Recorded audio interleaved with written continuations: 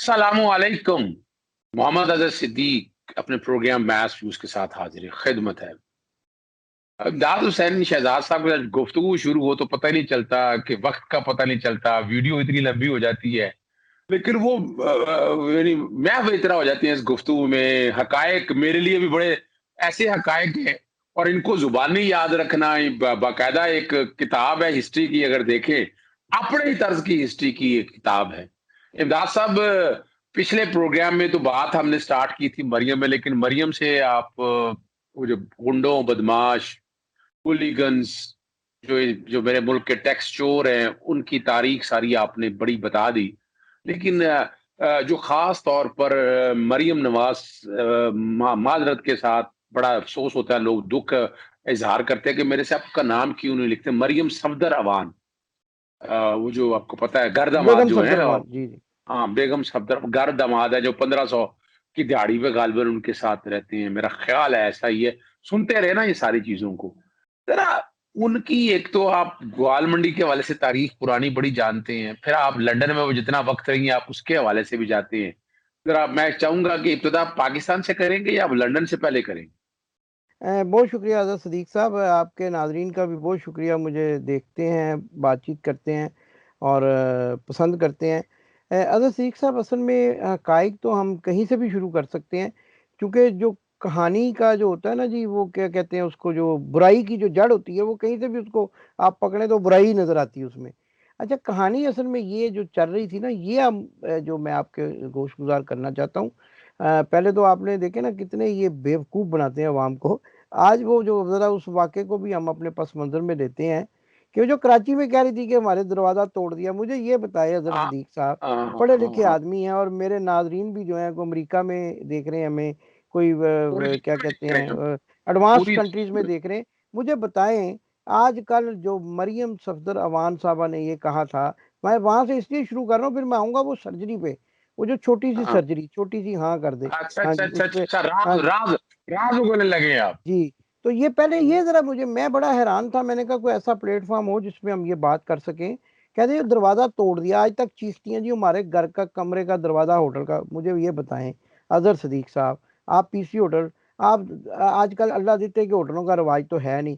आप छोटे से छोटे होटल में भी चले जाएँ ना, छोटा से छोटा जिसको हम 3 स्टार कहते हैं, 2 स्टार, तो ज़ाहिर है ये तो वहाँ 5 स्टार में ठहरी हुई थी, या कम से कम कराची में किसी 4 स्टार में होगी। मैंने तो उस कंपनी से भी पूछना है कि भी वो अवारी होटल वालों से, कि आपने वो चाबी वाले ताले लगाने शुरू कर दिए, कोई ताला तोड़ दिया। और जनाब वो तो कार्ड होता है जो स्कैन होता है, और उसको वो उसके बिल्कुल, बाद तो वो तो अगर उन्होंने खोलना था तो एक कार्ड स्वैप करते तो दरवाज़ा खुल जाता। स्वैप तो करना बड़ा था और दरवाज़ा मास्टर की होती है उसकी स्वैप की, उनके पास स्वैप अवेलेबल की होती नहीं, है, मास्टर की तो उसको आप मतलब कह ही नहीं सकते ना, कार्ड होता है बकायदा। यानी वो कार्ड होता है। तोड़ने वाला कोई सिस्टम नहीं है अब दरवाजे तोड़ने वाला, यानी कोई ऐसी हुँ। चीज़ है ही नहीं जिसको तोड़ा जाए।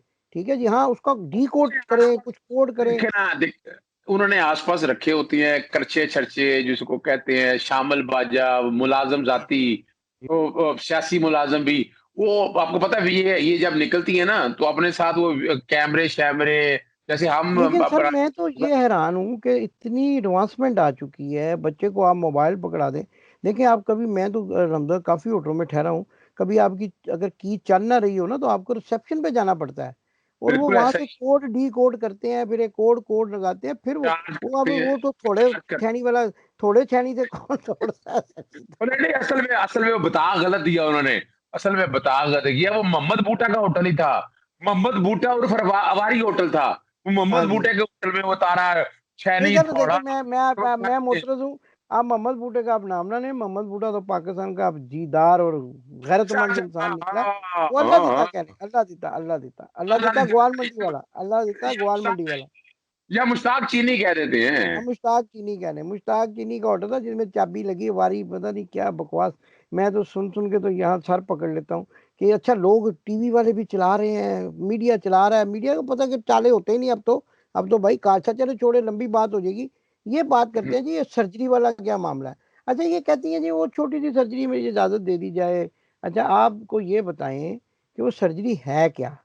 वरना तो सर्जरी वहाँ हाजी खान वाला भी करता है चुबुर्जी चौक में, आप चले जाएं उसको कहें जी उसके पेटों का वो, इनके ग्वाल मंडी में कई जरा हैं जो जिनको कहें जी सर्जरी कर दो, तो वो कहते हैं उंगल ले इधर, तो चीरा मार दे, कहते अल्लाह तेरी सर्जरी हो गई जा है, उन्हें ठीक हो गया है जी। तो वो भजन वो कैसी बातें करते हैं, वो सर्जरी क्या है मैं आज आपको बताता हूँ। वो चेहरे की सर्जरी है सर, वो झुर्रियाँ पड़ गई हैं, ठीक है जी। अच्छा वो जो डॉक्टर है ना उनके साथ ये तरीकाकार ये होता है कि अगर आप गए हैं और आपने उनसे कोई इलाज करवाया है, तो एक सिटिंग में वो मुकम्मल इलाज नहीं होता, उसके लिए फिर एक सिटिंग करते हैं, फिर वो एक सर्जरी करते हैं, फिर कहते हैं जी 1 साल के बाद या इतने अरसे के बाद आप दोबारा आएँ, फिर हम एक और सिटिंग करेंगे, फिर करेंगे, ये 3-4 सिटिंग में जाके 5-6 साल इसको करते रहेंगे तो ये स्टेबल रहेगा, ठीक है जी। मसलन अगर आप किसी को कोई दवाई दे दें ना, ठीक है जी, किसी को फ़र्ज़ करें कोई आप वो क्या कहते हैं सेट्राइज़ क्या कहते हैं उसको, वो आप दे दें तो एक दफ़ा तो खड़ा हो जाता है बंदा, लेकिन वो फिर अचानक ढह जाता है, ज़मीन पे गिर जाता है। वो कहते हैं जी ये स्टीरॉयड, ताकत ठीक है जी। आप हैं? स्टीरॉयड की बात कर रहे हैं। हाँ जी, तो वो जो है ना अब ये जो है इनका भी यही सिलसिला है कि इन्होंने ये अच्छा ये करवानी थी। एक एक मिनट ठहरिएगा। ये इनका डॉक्टर कहीं वो हार्ले स्ट्रीट में तो नहीं है, वो जी, मशहूर जी, है वो ज़माना? हार्ले स्ट्रीट पहले मैं ज़रा अपने नाज़रीन को ये बताऊँ कि हार्ले स्ट्रीट जी, अस्पतालों की बताइएगा, गली है। बताइए ज़रा। अस्पतालों की गली है, जैसे साइकिलों वालों की दुकानें होती हैं, जगह वो नीला गुंबद जाएँ, तो लीला साइकिलें गुंबद साइकिलें आ दिखती हैं। गया। वो हार्ले स्ट्रीट में ही डॉक्टर बैठे हुए हैं। पुरानी पुराने किताबों की दुकानें अनारकली में, वो नीचे अच्छा, फर्श पे रखी मैं आपको होती एक हैं। और बड़ी दिलचस्प बात बताऊँ कि वो जो डॉक्टर बैठे हुए हैं ना वहाँ पे, वो डॉक्टरों के अपने क्लिनिक कम हैं। वो कंपनियाँ हैं जिन्होंने आगे डॉक्टर हायर किए हुए हैं।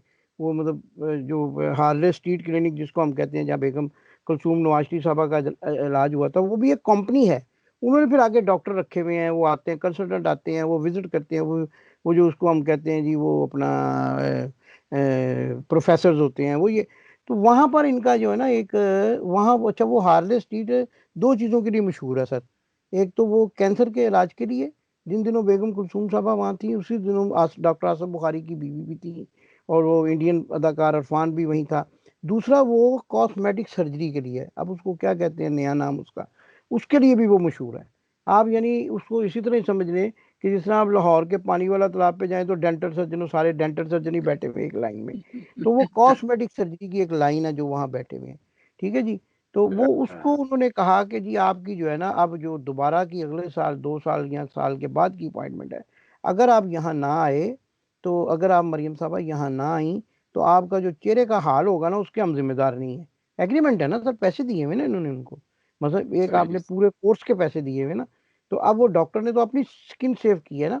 उसने कहा कल को आके 3 साल बाद कहें जी मेरे तो झुर्रियाँ पै गई हैं, तो मैं तो ज़िम्मेदार नहीं हूँ, मैं तो वो आपको कहा था आप इतनी 12 तारीख को आना है आपने, तो आप नहीं आई 12 तारीख को, तो मैं तो ज़िम्मेदार नहीं हूँ। आप एक और बात देखें, आप मैं चैलेंज के साथ ये कह रहा हूँ, आप इनकी प्रेस कॉन्फ्रेंस लेटेस्ट तो आती नहीं है अब, बहुत कम आती हैं। वो तो दिसंबर में हुकूमत गिरा रही थी, दिसंबर से पहले ही कह रही थी जा रही है, पता नहीं क्या-क्या दावे कर रही थी, ठीक है जी। तो वो लेटेस्ट जो इनकी जो आप प्रेस कॉन्फ्रेंस देखें तो इनके चेहरे के आपको निशान वाज़ेह नज़र आएँगे। ना नज़र आएँगे तो मैं जर्नलिज़्म छोड़ दूँगा। करे कोई चैलेंज मुझे मुस्लिम लीग का कारकुन कि जिनके चेहरे पे अब वो दाग वो निशान आपने नज़र आने। वो जरा कहानी बताइए ना, आपने अल्ताफ हुसैन को पकड़ा था। हाँ, वो ये था जी कि जब डॉक्टर इमरान फारूक का कत्ल हुआ, तो उसके फ़ौरन बाद जब हमें इत्तला मिली तो हम वहाँ पे एमकेएम के सेक्रेटेरिएट पहुँच गए। अच्छा जब वहाँ पहुँचे तो वो मेरे पास मैं सबसे पहले वहाँ पहुँचा, तो मैं उस वक़्त एक अख़बार शाया करता, तो स्टिल कैमरा था मेरे पास। तो मैं वो भाई भाई जी आ गए, तो भाई जी वो सारे आपने देखा होगा वो रो रहे हैं और वो कह रहे हैं भाई जी ये सब्र करें, भाई जी ये करें, वो देखा ना आपने? अल्लाह का फ़ैसला था, वो सारे इर्द-गिर्द उनके। अब मैंने जैसे वो तस्वीर उसकी उतारी ना जी, तो मैंने उसको देखा उसमें अंदर जब उसके फ्रेम के अंदर, तो मुझे नज़र आया यहाँ भी कतरे हैं, यहाँ भी कतरे हैं। तो ग्लिसरीन ना, वो हमने तो फ़िल्मों में देखी हुई ग्लिसरीन, वो जक्की मलिक को लगा देते थे, वो मलका जज़्बात बहार को लगा देते थे ग्लिसरीन। कई दफ़ा स्टूडियो में शूटिंग देखी है, हम तो जर्नलिस्ट थे लाहौर में भी, तो कई दफ़ा देखी थी, वहाँ जाते थे, वो कहते अपना वो उसको कहते थे मैडम ठहरिए, वो उधर ग्लिसरीन लगा शबनम को लगा देते थे, तो बाद में रोना शुरू हो जाती थी वो, ठीक है जी। तो मैंने उसको थोड़ा-सा जब वो किया ना, अब वो बंदा बड़ा खौफ़नाक है सर, आपको पता ही है उसका। तो वो उसकी शक्ल-सूरत और वो बड़ा वो जो होता है ना एक बदनुमा सा चेहरा है, अल्लाह माफ़ करे। बदनवाज साहब, वो मतलब बिल्कुल। जब मैंने उसको क्लोज़ अप किया ना, और होशियार भी बहुत है वो, तो उसको पता चल गया कि इसने मुझे क्लोज़ अप किया है, ठीक है, उसने जिस तरीके से मुझे घूरा ना आंखें खोल के, आप यकीन माने मैं डर गया। मैंने कहा ये यार ये, उसके बाद जब वो खत्म हो गया सारा मामला, वो भाई जी के आंसू उसूं पोंछ दिए उन्होंने टिशू के साथ, वो टिशू वाले भी साथ ही थे। वो कहे भाई जी ये भाई भाई कोई बात नहीं भाई भाई, वो अल्लाह का फैसला था भाई वो। तो भाई के जब आंसू पहुंच दिए तो वो जनाब उन्होंने मुझे उधर दूसरे कमरे में बुला लिया। तो वो मुझे कहने लगे आप कौन से अखबार से हैं? तो मैंने कहा जी मैं इस तरह एक अखबार निकालता हूँ। और मैंने उनको कहा मैं डर गया था ना थोड़ा, मैं आपको सही बात बताऊं। वह एमकेएम के सेक्रेटरी में आप बैठे हैं, बोरी पता नहीं कहाँ से हाँ निकाल लें वो। और मेरे साइज की तो बेशुमार बोरियां उनके पास होंगी। वो उन्होंने एक हमारे दोस्त जर्नलिस्ट को सीधा कहा था कि बोरी तैयार है, वो आपने देखा होगा। हाँ जी। तो मैं डर के, तो मुझे दूसरे कमरे में ले गए वो उनके साथी जो थे, तो कनीस कायम खा कानी उस वक्त उनके साथ थे। अनीस अनीस तो कायम खानी। जी, तो वो मुझे ले गए, तो कह रहे आप कौन से, आप कभी आए नहीं, आप आया करें। मैंने उनको डरते डरते कहा जी मैं पहले भी कौमी अखबार कराची में रहा हूँ, तो ब्यूरो चीफ रहा हूँ, तो मैं पहले भी कवरेज करता हूँ। मैंने एक दो लोगों के नाम बताए उनको, लिहाज शाकिर साहब के, वो एक और हमारे दोस्त हैं एमकेएम की रिपोर्टिंग करते हैं बड़े मारूफ, साबर अली साहब। तो वो मैं हाँ थोड़ा नहीं नहीं नहीं, हम ना नहीं, हम आपको ये कह रहे हैं आप तशरीफ लाया करें, किसी दिन खाना खाएं हमारे साथ। अब उनका मतलब था कि ये किसी तरीके से हमें जो है ना वो तस्वीर दे दे वो ग्लिसरीन वाली। मैं भी थोड़ा सा, अब हमारा काम है ये, जर्नलिस्ट है हम। मैंने वो जनाब वो थोड़ा अच्छा जी मैं आऊंगा इंशाल्लाह ताला, तो मैं जल्दी से वहां से निकला है। वो तस्वीर में दिखाता रहा, बेशुमार लोगों को दिखाता रहा, दोस्तों को जो हमारे एमकेएम के भी दोस्त हैं, उनको मैं कहा यार ये देखो भाई क्या कर रहा है, ये भाई तो वो मदर शाह की तरह रो रहा है। इसका मतलब है मरियम नवाज या मरियम सफदर किसी दिन प्रेस कॉन्फ्रेंस कर रही है कि हम भी एक स्टिल कैमरा लेके किसी को भिजवाते हैं, जरा क्लोजअप साइन सर जी तस्वीर आप लेके। मुसरत मिसबा को ले जाए साथ, है जी, मुसरत मिसबा। उसको आप कहीं भी आप इस पे एक्सपर्ट राय दें। मैं कहता हूँ सर जी इस्तेमाल है इस बात को, आप उसको कहीं इस पे एक्सपर्ट राय दे। आप मुसरत मिसबा तो बहुत बड़ी ब्यूटिशियन है ना ये पाकिस्तान की, बिल्कुल तो उसको कहीं ऐसा ही। एक्सपर्ट राय दे, आपको फौरन बता देगी। देखिए आप और मैं बैठे हुए हैं ना, हमने कोई मेकअप नहीं किया हुआ, ठीक है, बिल्कुल देखने ऐसा। वाला फौरन कह देगा यार इनके असली चेहरे हैं। अब आप मेकअप किया होगा ना, वो थोड़ा सा वो कहते हैं ना उतर जाएगा, ठीक है ना जी, वो हाँ उतरेगा नजर आएगा। अच्छा ये तो मेकअप की बात बता। अब वो जो झुर्रियों वाला मामला है ना, वो सर ये देखिए मैं आपको बताऊं, जब वो यहाँ इंजेक्शन लगाते हैं ना, जब वो पूरी हाँ, सर्जरी करते हैं, तो उसका एक टाइम खींचते होता हैं, है, इसका एक टाइम खींचते होता है, हैं फिर वो स्किन को, दोबारा लटक जाती हैं। ठीक है जी, हम ये नहीं जाती है। कहते, हम तो कहते हैं छोटी सी सर्जरी है, अगर वो बहुत ज्यादा इतनी इंपॉर्टेंट सर्जरी है तो मैं बता रहा हूँ ना ग्वाल मंडी में होती है। वो मैं फिर आपको उस तो मैं दिन बता रहा था ना, ग्वाल मंडी में एक मीदा नाई होता था, मीदा एक नाई मिनट, एक होता था। मिनट, ना ना ना, उससे पहले तो फिर डिमांड कर देते हैं उसको भेज देने दें, वो झुर्रियां शुरियां खत्म हो जाएंगी। और वो जो लोग समझते हैं कि बहुत खूबसूरत और पता नहीं क्या है, तो फिर तो क्या फर्क पड़ता इंसानी है, हकूक मान लीजिए। देखिए, इंसानी हकूक की बिना मैं तो मुतालबा करता हूँ हुकूमत वक्त से कि वो उसकी जो है ना भेज दें उसको, वो इंसानी हकूक की बना पे, वरना हुसन जो है वो मान पड़ जाएगा। और वो क्या उम्र भी जाहिर हो जाएगी, उम्र तो खैर सबको पता है क्या है। तो लेकिन ये है कि वो हुस्न मान पड़ जाएगा। तो वो इंसानी हकूक भी बनाते हैं, अब्बू जी को भी मिलाएंगी। वो जो कहती थी अम्मी बोल नहीं रही हैं, क्या ड्रामे करती हैं जी वो, अम्मी बोल नहीं रही हैं, अम्मी ने कहा बाऊ जी अस्सलाम वालेकुम, बाऊ जी आई लव यू। मैं हैरान हूँ जनाब अली कि जनाब वो आप देखें वो कितना बड़ा ड्रामा था कि वहां तो। कैमरों वाले हमने उनका नाम, एक हमने अभी पिछले दिनों नाम रखा है, वो खत्म वाली सरकार, ये वीडियो वाली सरकार कहलाती है। हाँ जी, वो कहती मेरे पास बहुत सारी वीडियो हैं सर वो, मुझे तो लगता है ये ग्वाल मंडी में पढ़ती थी और हार रोड पे कोई वीडियो का काम भी करती थी, तो इनके पास बहुत सारी वीडियो है। तो वो वो आते जाते कहीं वो ये भी काम सीखती रही हैं। वहाँ वहाँ वो छोटे छोटे सिनेमा घर भी होते थे जो घरों में वीसीआर चलाया जी करते जी थे। जी, गलियों में हमने वो छापे मारे बड़े, वो उसमें खबरें में जब थे हम, तो वो गलियों में नहीं वो आप ग्वाल मंडी के मीदे की बात कर रहे थे आप। हाँ जी, वो एक सर्जरी से मुझे याद आया था कि एक मीदा नाई होता था अमृतसर से, वो आया हुआ था, हमारे वाले साहब बताते थे कि अमृतसर में भी ऐसे ही बक्सा पकड़ के फिरता था। तो वो हर एक बंदे को ये पूछता था, मैं आपको बड़ी इसमें दिलचस्प बात बताऊं, वो हर दुकानदार को सलाम करता था, बड़ा अच्छा आदमी था। तो हमारे अब्बा जी को भी आके सलाम करता था, वो अमृतसर के थे हमारे वाले साहब। तो वो कहता था ये क्या उसको कहते हैं, ओ पाजी, ओ ए बच्चा, ओ कोई बच्चा बैठा होना, ए बच्चा ਤੁਹਾਡਾ है? हाँ जी, ऐसी सर्जरी हुई है? वो किसी ने कहना नहीं हुई, वो कहना तो ले आओ, मैं कहना चिड़ी आई, चिड़ी गई, वो सर्जरी कर दे। छोटी सी सर्जरी तो ये होती है सर, ये तो कोई बड़ी सर्जरी की बात है जी। तो उसने उसकी अच्छा, सर्जरी कई लोग उसने कई बड़े बड़े नामवर लोगों की सर्जरियां उसने ऐसे ही की हैं। चिड़ी आई, वो देखो चिड़ी आई। अच्छा, मतलब है हार्ले स्ट्रीट में भी कोई पीता है यहाँ पर? बड़े मीदे हैं जी वो, लेकिन देखे वो कानून वाले बंदे हैं, उन्होंने इनको लिख दिया है, खत लिखा। जब इन्होंने पहले दिन कहा ना, हमने उसी दिन ये बात जो है डिस्क्लोज कर दी थी, ब्रेक कर दी थी कि ये सर्जरी, खत लिखा है उन्होंने। उन्होंने कहा भी आप आ जाएं, आप अपनी अपॉइंटमेंट पे आए, वरना हम जिम्मेदार नहीं है।